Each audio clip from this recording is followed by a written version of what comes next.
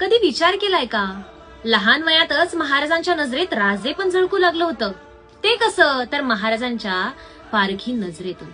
चला तर ऐकूया एक असाच प्रसंग. एकदा वाड्यावर अनोळखी इसम आला. रामराम करत त्यानं मुजरा केला.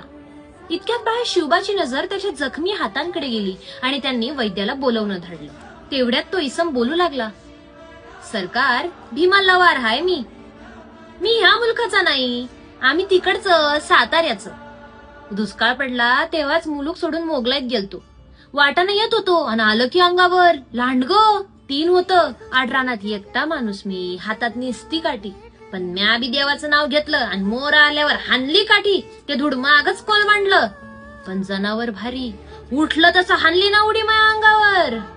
पण मी बी पुन्हा एकदा मुस्काट बघून एकच काठी आणली, उठलंच नाही. तिथनं कशी बशी वाट सुधारली तर 2 माणसं भेटली. त्यांनी बी विचारलं हाताला काय झालं. म्या सांगितलं तर मला म्हणे, शेपटी का आणली नाही लांडग्याची. लांडग्याची शेपटी दावल्यावर शिवाजीचा बामन बक्षीस देतो म्हण. हे ऐकताच सगळ्यांची नजर दादोजींकडे वळाली. दादोजीही हसत होते. पुढे भीमा सांगू लागला, म्या पर मुलखाचा, मला काय ठाव. तसाच माघारी गेलो आणि शेपटी घेऊन आलो, ही घ्या असं म्हणत त्यांनी कमरेला खवलेली झुपकेदार शेपटी समोर टाकली. खरं तर लांडग्याचा उपद्रव थांबवण्यासाठी दादोजींनी ही बक्षिसाची प्रथा ठेवली होती. पुढे दादोजी म्हणाले, ह्याला दप्तरी घेऊन जा, बक्षीस द्या. पण बाळ शिवबांनी त्यांना थांबवलं.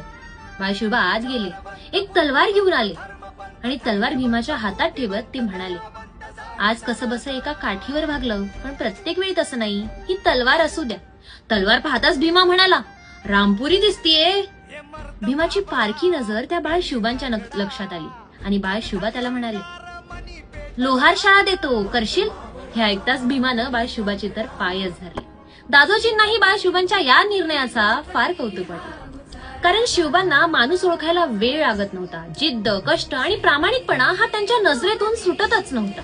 इथूनच महाराजांनी मावळ्यांना एकत्र करत स्वराज्याची पायाभरणी सुरू केली आणि याच पायावर उभं राहिलं दृढ अजिंक्य स्वराज्य.